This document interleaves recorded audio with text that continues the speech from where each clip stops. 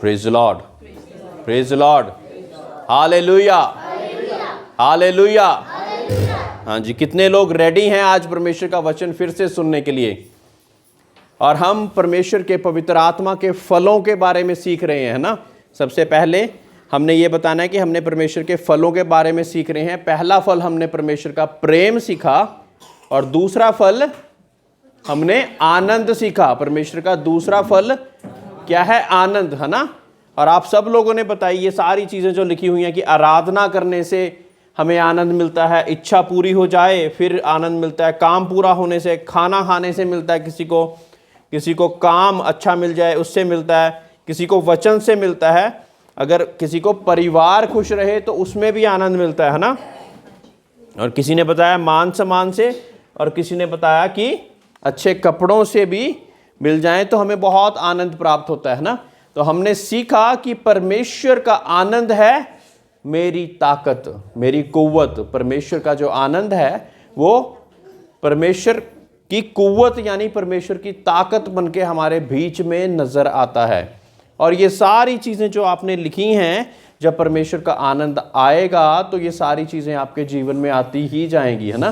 क्योंकि परमेश्वर ने जब हमने सीखा कि क्लोथ्स यानी कि कपड़ों के बारे में जब सीखा तो परमेश्वर ने अपने वचन में क्या लिखा कि जंगली सिंहों को तो कमी हो सकती है लेकिन मेरे परस्तगार, मेरे पे भरोसा रखने वालों को किसी भी चीज़ की, वस्तु की कमी नहीं हो सकती। जंगली शोषण को जो तैयार करने वाला परमेश्वर है ना, कितना अच्छा तैयार करता है। फूल, है ना, आजकल रोज़ फेस्टिवल लगा हुआ है, वहाँ पे जाएंगे तो आपको पता लगेगा कितने अच्छे अच्छे फूल परमेश्वर उनको तैयार कर सकता है। तो हम फूलों से बेहतर हैं। हम वो लोग हैं जिनको परमेश्वर ने अपनी शक्ल और सूरत में बनाया। सबको हुक्म दे दिया था कि पृथ्वी बन जा, सूरज बन जा, आसमान बन जा, और सारी चीज़ों को हुक्म दे दिया था। लेकिन जब इंसान की बारी आई तो परमेश्वर ने कहा इसको तो मैं खुद बनाऊंगा, अपने हाथों से बनाऊंगा, है ना। और फिर परमेश्वर ने अपनी शक्ल और सूरत में बनाया क्योंकि बहुत ज़्यादा प्यार करता था। तो जब परमेश्वर बहुत ज़्यादा प्यार करता है तो हमारे बीच में भी प्यार पाया जाना चाहिए। क्योंकि जब परमेश्वर के साथ जुड़े हुए हैं तो परमेश्वर का स्वभाव आएगा कि नहीं आएगा?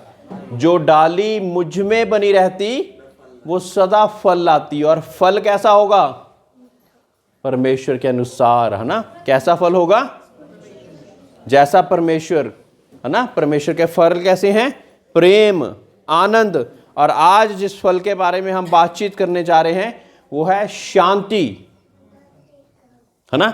आप लोगों से मैं एक सवाल करना चाहता हूं कि जिसके पास खुद शांति नहीं है, क्या वो शांति का स्रोत हो सकता है?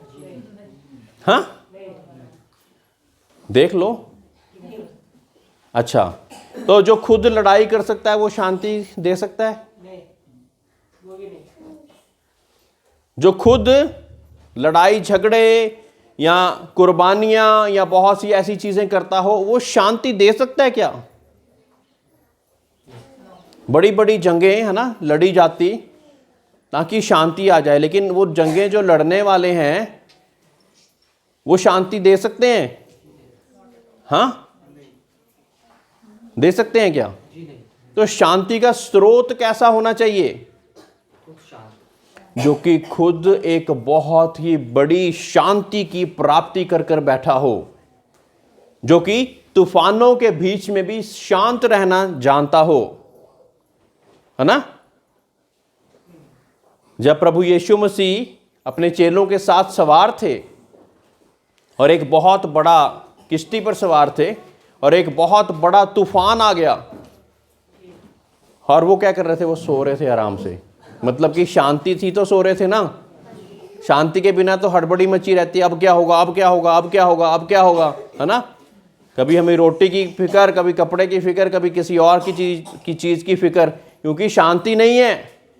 अभी बहुत बड़ा तूफान आया हुआ है समुद्र के बीच में और परमेश्वर यीशु मसीह आराम से सो रहे हैं। वजह क्या है? शांति, है ना। एक ऐसी शांति उन्होंने प्राप्त करी हुई है ना। चेले हड़बड़ा कर उसको कहते हैं कि तू सो रहा है, यहां पे इतना बड़ा तूफान आया हुआ है और तू आराम से सो रहा है। और परमेश्वर ने पहले तूफान को हुक्म दिया कि थम जा, और वो थम गया। आंधी और तूफान किसके हुक्म को मानते हैं? परमेश्वर यीशु मसीह के। जब बोला कि थम जा तो वो थम गया।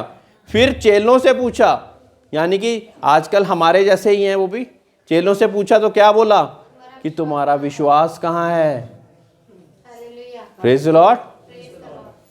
फिर जब परमेश्वर यीशु मसीह को क्रूस पर चढ़ाया जाना वाला था तो उसने तब भी अपनी शांति को मेंटेन रखा। 39 कोड़े, एक एक कोड़े से 200-250 ग्राम मांस उखड़ के आता था। हमें छोटी सी चोट लग जाती क्या होता है ना, पूरे दिन याद, हफ्ते तक हमें याद रहता कि हमें चोट लगी थी। और ये सारी चीजें मेरे और आपके लिए उसने करी, तब भी शांति से, कुछ भी नहीं बोल रहा है,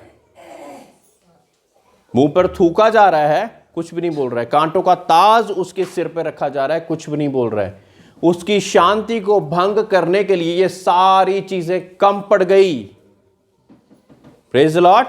अगर हम कहें कि ये सारी चीजें कम पड़ गई उसकी शांति को भंग करने के लिए, क्योंकि उसके बीच में ऐसी शांति थी कि वो संसार नहीं दे सकता। जब क्रूस पर कीलें ठोक कर चढ़ाया गया, शांत एकदम। फिर भी जब पसली में भाला खोपा गया, आखिरी बूंद पानी और लहू की भी निकल गई, तब भी शांत। और क्या कह रहे हैं? और शांति को बोल भी रहे हैं। आगे क्या बोल रहे हैं? प्रभु तू इन्हें माफ कर, क्योंकि ये नहीं जानते कि ये क्या करते हैं। ये जिसके बीच में शांति नहीं, वो तो कुछ उल्टा ही जवाब देगा ना। इतनी सारी बातें होने के बाद तो कुछ उल्टा ही जवाब देगा, क्योंकि जब शांति, जो कुछ अंदर है वही तो बाहर निकलेगा। हाँ, जो कुछ अंदर है वही बाहर निकलेगा ना। तो देश देश पे चढ़ाई, किसी ने मेरे साथ कुछ कर दिया तो मैं भी तलवार लेकर आ गया, मारने काटने को लिए आ गया, तो शांति है क्या अंदर? तो जब ऐसी सारी चीजें चलती जा रही तो वो लोग हमें शांति कैसे दे सकते हैं? शांति देने के लिए एक शांति का स्रोत बनना जरूरी है। और शांति का स्रोत एक मुंह के शब्दों में नहीं, उसने हर एक जगह पे अपने मौत तक एक शांति कैसे बनाई रखनी है उसको परमेश्वर ने दर्शाया, है ना। और फिर वो संसार की सबसे बड़ा शांति देने वाला बन गया। उसने कहा कि मैं तुमको वो शांति देता जो कि संसार नहीं दे सकता। वो ही कह सकता था, और कोई कह भी नहीं सकता, क्योंकि वो खुद ही शांत नहीं है तो कहां से शांति दे दूं? जो चीज मेरे पास है वही मैं आपको दूंगा ना।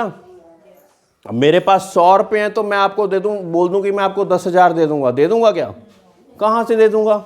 मेरे पास है ही नहीं। मेरे पास 100 रुपए हैं तो मैं 100 ही दे सकता हूं। मेरे पास अगर शांति नहीं है तो मैं शांति नहीं दे सकता। हम ये नहीं कह सकते कि शांत रहिए आप, मेरे पास है ही नहीं शांति, मैं कहां से दे दूंगा? जिस परमेश्वर ने हमें वो शांति बख्शी, वो शांति का दाता है, वो शांति हमको दे सकता। उसने दर्शाया दुनिया में आकर कि मैं तुमको शांति दे सकता हूं। इसी कारण अब जब उसके दास, जो उसके चरवाहे दुनिया में चलते, वो भी उसी शांति में बने रहने की कोशिश करते। Praise the Lord, praise the Lord. एक परमेश्वर के प्रचार करते हुए लोगों के बारे में आप एक मिशनरी की बात, उड़ीसा के जगह पर हुआ ये हादसा।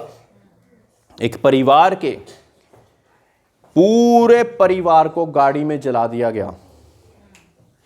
अब एक नॉर्मल जो व्यक्ति है वो क्या कहेगा कि इनको भी ऐसा दंड दो। जब पकड़े गए ना और उसके सामने लाया गया, एक व्यक्ति उसके घराने का बच गया था, एक लेडी बच गई थी उस घराने की, और उससे आके पूछा गया कि ये बंदों ने जिन्होंने तुम्हारे परिवार को गाड़ी में जिंदा जला दिया, ये व्यक्ति हैं, अब बताइए आप जो कहोगे हम इनके साथ कर देंगे। अब वो जो परमेश्वर से बची हुई वो औरत थी, उसने क्या कहा? इनको क्षमा कर दो। ये कोई कर सकता है? हैं? जिंदा जला दिया गया जिसके परिवार को, है ना। हमारे बच्चे को कोई कुछ कह दे, हमारी बीवी को कोई कुछ कह दे, हमारे परिवार के किसी जन को कुछ कह दे, हम मारने के लिए दौड़ पड़ते हैं।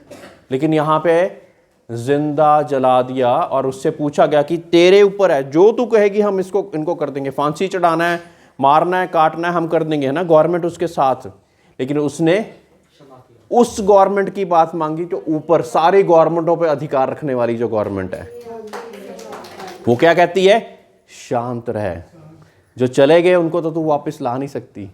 हो सकता है कि ये जो लोग बचे हुए हैं ना, शायद मेरे इन 4 शब्दों से ये सोचे कि ये कौन सी शांति लिए हुए है। शायद बाद में जाके पूछा भी हो कि आपने हमें क्या सोच के माफ कर दिया। और वही वक्त होगा जब आप कहेंगे कि मेरे अंदर जो परमेश्वर की शांति है उसे कोई चुरा नहीं सकता। चाहे आपने इतना बड़ा कार्य भी कर दिया मेरे साथ, फिर भी वो शांति चोरी नहीं हो पाई। इसी कारण मैं ये शब्दों को बोल पाई, मैं अपने आप से ना बोल पाती। Praise the Lord. ऐसे होते हैं परमेश्वर के लोग, ऐसे होते हैं परमेश्वर के जन, जो कि परमेश्वर की शांति को प्राप्त करके बैठे हुए हैं। दूसरा कुरिन्थियों 13:11।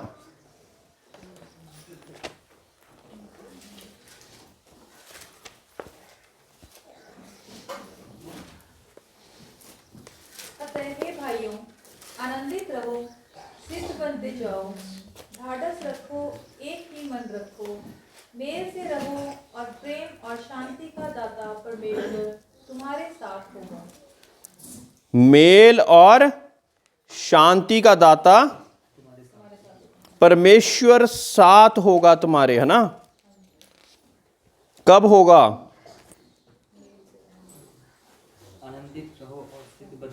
अतः हे भाइयों आनंदित रहो।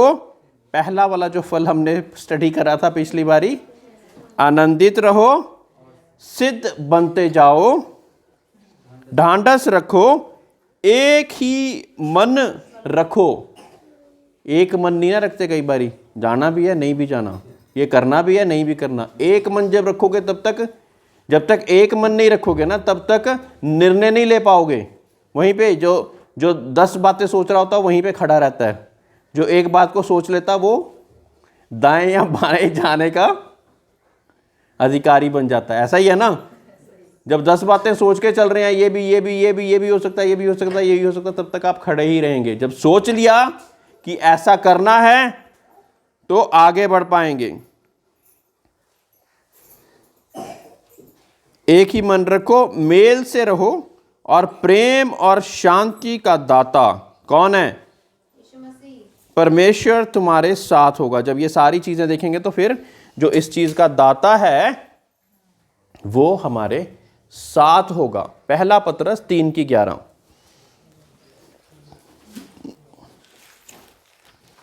दाता जो परमेश्वर है, तब वो हमारे साथ होगा जब हम ये सारी चीजों को अपने जीवन में रखेंगे, है ना। अगर ये सारी चीजों को जीवन में नहीं रखेंगे तो क्या होगा? तो शांति तो भंगी हुई रहेगी ना हमारी। हाँ जी बोलिए। वह बुराई का साथ छोड़े और भलाई ही करे, वह मेल मिलाप को ढूंढे और उसके यत्न में रहे। बुराई को छोड़े और भलाई करता रहे और मेल मिलाप करता रहे, है ना। ये है परमेश्वर की शांति के गुण। मेल मिलाप करता रहेगा और परमेश्वर की शांति को पहने रखेगा।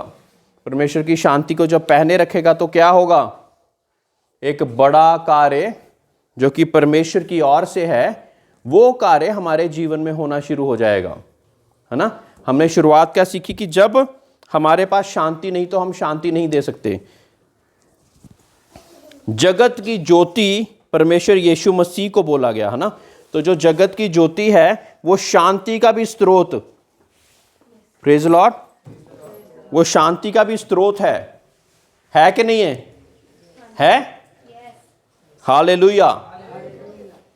तो जो शांति का स्रोत है वो ही हमें शांति भी दे सकता है। फिलिपियों 4:6 और 7 जब तक ये निकाल रहे हैं, परमेश्वर ने कहा कि मैं अपनी शांति तुम्हें दिए जाता हूं। परमेश्वर यीशु की शांति क्या थी? जो कि मौत देने तक वफादार रहा और क्या करा उसने? क्षमा किया। और क्या किया?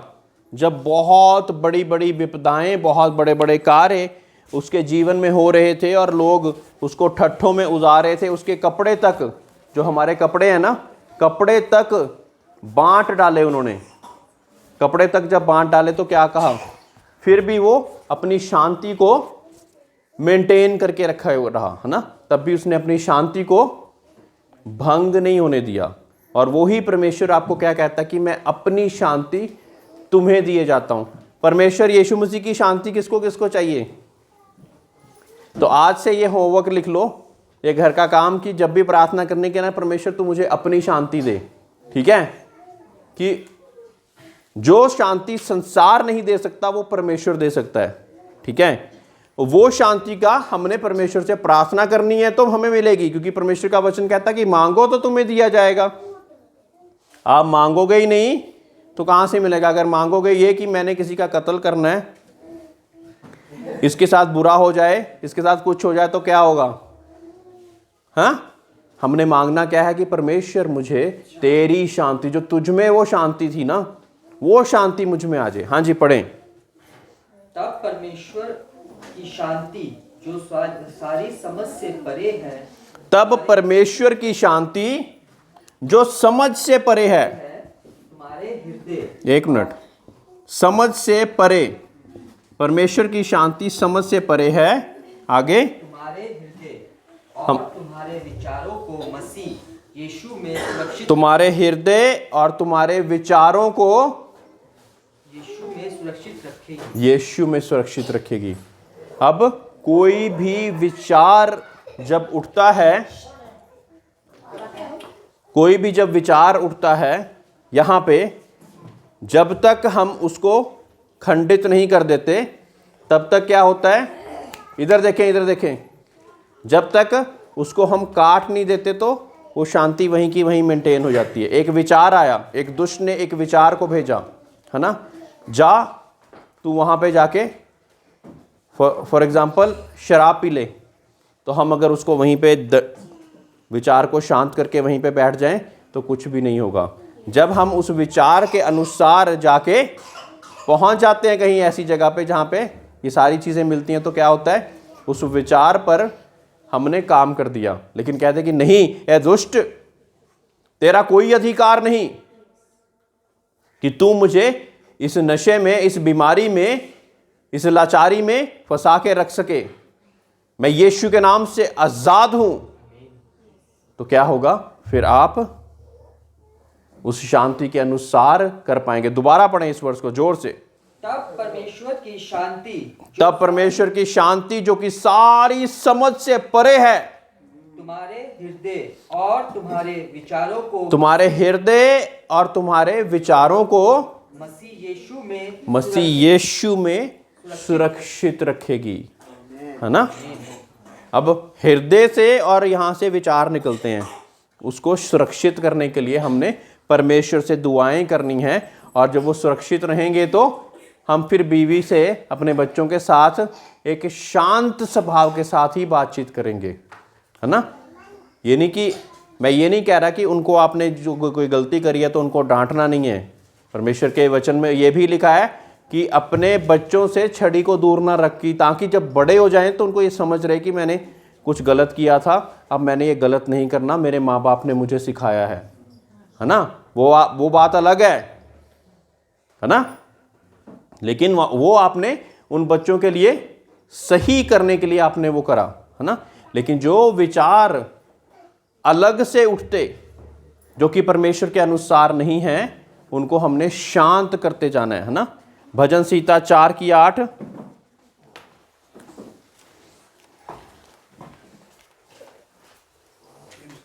जय मसीह की जी। हाँ जी, हाँ जी। मैं शांति से लेट जाऊंगा और सो जाऊंगा, क्योंकि हे यहोवा, केवल तू ही मुझको एकांत में निश्चित रहने देता है। एकांत में निश्चित रहने कौन देता है? पास इत्थे आ जाओ, कोई नहीं।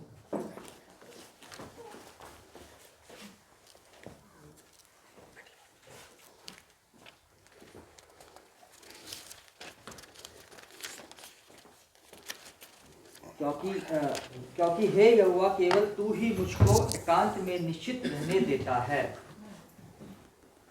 मैं शांति से लेट जाऊंगा और सो जाऊंगा, क्योंकि हे यहोवा केवल तू ही मुझको एकांत में निश्चित रहने देता है। आपने देखे होंगे कि बहुत बहुत बड़े अमीर व्यक्ति है ना, सो नहीं पाते, गोलियां खानी पड़ती हैं उनको सोने के लिए। धन दौलत तो इतनी सारी इकट्ठी कर ली है, लेकिन नींद को कहां से खरीदें? इधर देखें सारे लोग, नींद को कहां से खरीदें? खरीद लोगे क्या? है ना? जिसके पास बहुत अच्छे अच्छे है ना गद्दे, बहुत अच्छे अच्छे, इतने इतने चौड़े चौड़े गद्दे है ना, एक गरीब के पास नहीं होते कई बारी, लेकिन वो गद्दे तो खरीद लिए, वो बहुत अच्छा आलीशान बेड तो खरीद लिया, लेकिन नींद कहां से लाओगे? हाँ, नींद कहां से लाओगे? सो नहीं पाते वो, लगातार उनके माइंड अशांत रहते कि ये हो जाएगा, वो हो जाएगा, ये हो जाएगा, वो हो जाएगा, है ना। तभी कई बारी उनको इतने इतने सारे बॉडीगार्ड लेके चलना पड़ता। Praise Lord. अशांति है, मार ना दे, मेरा पैसा ना लूट ले, हैं? एक गरीब को क्या चिंता है? कोई भी चिंता नहीं है।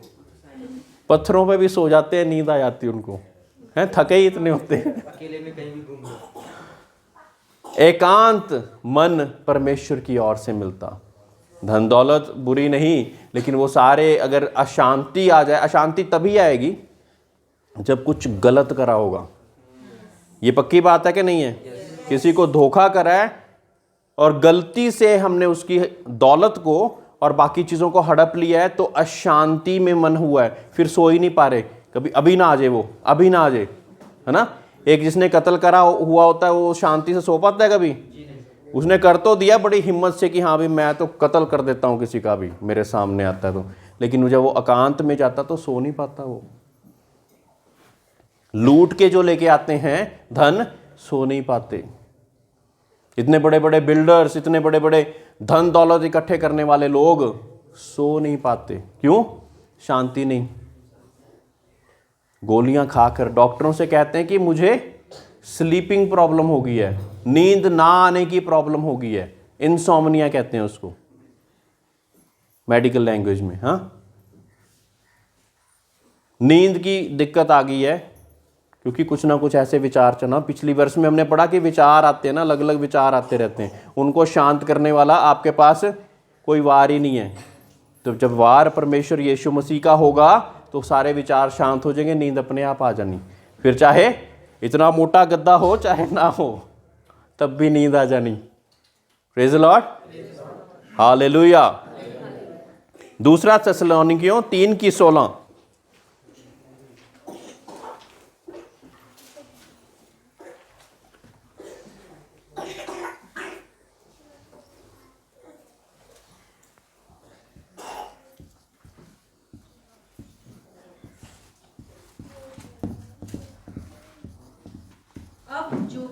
अब प्रभु जो शांति का सोता है, आप ही तुम्हें सदा और हर प्रकार से शांति दे।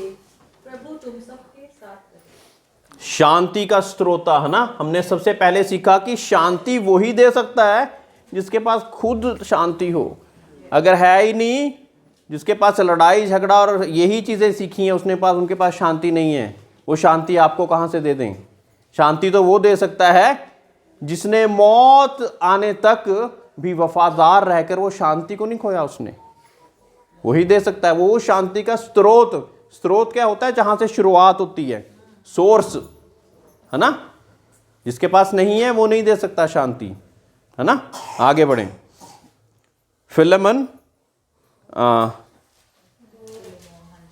फिलिपियों का खत 4:9। कोई गलतियों का 5:22 निकाल ले। फिलिपियों 4:9। कोई और व्यक्ति? पढ़े पास्टर जी, नो? हाँ जी। जो बातें तुमने मुझसे सीखी और ग्रहण की और सुनी और मुझ में देखी, उन्हीं का पालन किया करो। तब परमेश्वर जो शांति का सोता है तुम्हारे साथ रहेगा। अब सीखना सही जगह से बहुत ज़्यादा ज़रूरी है। अगर हम सीख एक ऐसी जगह पे रह रहे हैं कि जहाँ पे ट्रेनिंग की मार्शल आर्ट की हो रही है, तो आपका मन कैसा होगा? मार देंगे, हम काट देंगे, आनता दो किसी सामने, है ना, मार देंगे, काट देंगे। तो वो शांति कहाँ से आए? जहाँ पे शांति सिखाई जा रही है, शांति के बारे में बातें करी जा रही हैं, वही तो आपको शांति के बीच में बढ़ने के लिए उत्साहित करेंगे। पवित्र आत्मा का तीसरा फल शांति। हमने सीखा प्रेम, आनंद और शांति। अब शांति के बारे में सीख रहे हैं ना, तो शांति कौन दे देगा? कि जो कह रहा है कि लड़ाई झगड़े कर दो, मार दो, काट दो। आपके सामने कोई ऐसे बोल के जाना नहीं चाहिए। गाली देते हैं ना, उसको 10 गालियां देके ऐसे वापस नहीं लौटाना, एक के बजाय 10 वापस करनी है। तो फिर शांति कहाँ, है ना? फिर शांति कहाँ? तो जहाँ पे शांति के बारे में सिखाया जा रहा है कि हाँ भी कोई कुछ बोल भी देना, एक थप्पड़ पे गाल पे चांटा भी मारते, उसको कह के ये भी दूसरा भी ले ले, उन्हें आप ही शर्मिंदे होके चल जाना, है ना? वो शांति का स्रोत ही आपको शांति देने का हकदार है, वही स्रोत है, क्योंकि, है ना? हाँ जी, आगे गलातियों 5:22 निकाला किसी ने?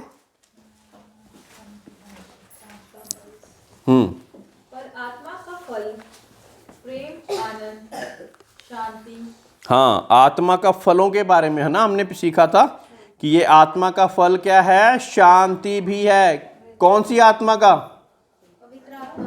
हाँ, बड़े आराम से बोल रहे हैं आप लोग, है ना? मैं यही चीजें सीख रहे हैं ना। मैं देखो होली स्पिरिट, और ये लिखा है फ्रूट्स यानी कि फल, और शांति, है ना? तो पवित्र आत्मा का फल शांति है कि नहीं है? है ना? और पवित्र आत्मा जब तुम पर आएगा तो तुम सामर्थ्य को प्राप्त करोगे।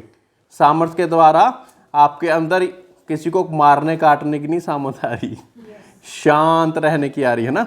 बहन ने बोला मैं शांत रहना सीख गई हूँ। अब मैं शांत रहना, कोई कुछ बोल के भी चल जाता है, मैं अपने मुंह को कंट्रोल कर लेती हूँ, है ना? ये बहुत ही ज़्यादा ज़बरदस्त चीज़ है। परमेश्वर का वचन कहता है कि जिसने अपनी ज़ुबान को कंट्रोल कर लिया वो बहुत बड़ी जंग जीतने के जैसा है ना?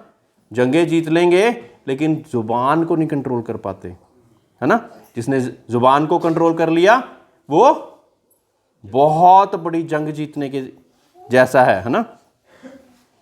अभी आपने क्या पढ़ा? रोमियो 8:6 पढ़ा, गलातियों पढ़ा ना? रोमियो 8:6 भी निकाल लें। शरीर पर मन लगाना तो मृत्यु है, परंतु आत्मा पर मन लगाना जीवन और शांति है। अब ये फल हम आत्मा के सीख रहे हैं, है ना? तो जब हम शारीरिक बातों की ओर ही बढ़ते जाएंगे तो आत्मा की बातों पे कब पढ़ेंगे? इसलिए हमें आत्मा को कैसे बलवंत करना है, इसके लिए लगातार प्रार्थनाएं भी करनी है और उसके बीच में बढ़ना भी है। और प्रार्थनाओं के साथ जब हम ये सोचेंगे कि परमेश्वर हमारी इस बात में मदद और सहायता करे, तभी होगा। जोर जबरदस्ती से परमेश्वर नहीं करता। परमेश्वर जोर जबरदस्ती से करेगा क्या? हाँ, जोर जबरदस्ती से नहीं करेगा, लेकिन बड़े ही सरल ढंग से। क्या लिखा है? शरीर पर मन लगाना तो मृत्यु है। अब अगर हम शरीर की बातों पे ही मन लगाते जाएं, शरीर क्या क्या कहता है हमें? जा उसको मार दे, जा तू शराब पी ले, जा तू ठट्ठा कर, जा तू चोरी कर, जा तू बहुत अच्छी अच्छी चीज़ें पहन कर अपने आप को ऐसा समझ कि तेरे आगे कोई कुछ है ही नहीं। ये शरीर है ना? फेसबुक, ट्विटर में और ये सारी चीज़ों में बड़े बड़े अच्छे बन के क्या कर रहे होते हैं? हम अपने शरीर को दिखा रहे होते कि मैं देखो कितना अच्छा, लाइक्स और व्यूज़ चाहिए मुझे, बहुत अच्छा अच्छा मेकअप कर करके, ये सारी चीज़ों को कर करके, है ना? तो क्या करते हम हैं? ये सारी चीज़ें हमें बहुत शारीरिक तौर से तो लुभावनी लगती, लेकिन क्या इससे हमारी आत्मा बलवंत बन रही है? आत्मा को बलवंत करने के लिए क्या करना पड़ेगा?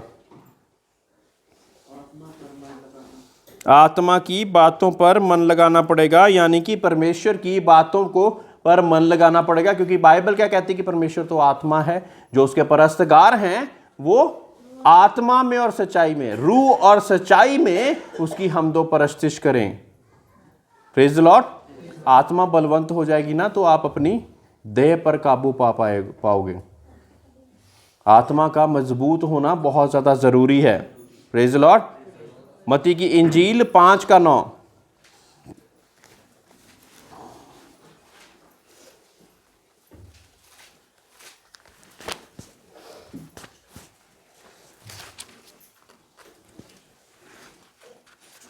धन्य है वे जो मेल कराने वाले हैं, क्योंकि वे परमेश्वर के पुत्र कहलाएंगे। धन्य हैं वे जो मेल कराने वाले हैं, क्योंकि वे परमेश्वर के पुत्र कहलाएंगे। जो मेल कराता है वो कौन है? परमेश्वर का पुत्र है। इफिसियों की पत्री 6:15।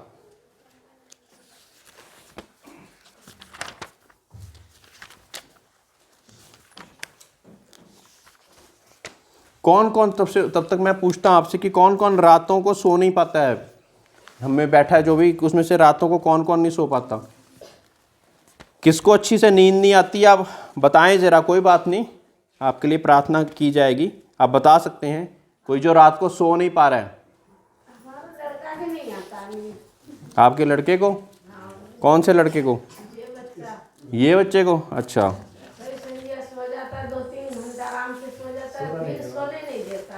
हाँ चलो, इसका तो वजह दूसरी है ना, उसके लिए प्रार्थना चल रही है, वो भी परमेश्वर ठीक कर देगा उसको। ठीक है। हाँ जी, इफिसियों का 6:15 निकाली किसी ने? और पाँव में मेल के सुसमाचार की तैयारी के जूते पहनते हैं। पाँव में मेल मिलाप के और सुसमाचार के जूते। आगे। और इन सब के साथ विश्वास की ढाल लेकर स्थिर रहो। परमेश्वर चाहता कि आप स्थिर रहें, शांत रहें और मेल मिलाप कराने वाले हों, है ना? तभी हम परमेश्वर में आगे बढ़ सकते हैं। एक आखिरी आयत हम पढ़ के आज का एंड करेंगे। याकूब की पत्री 3:18।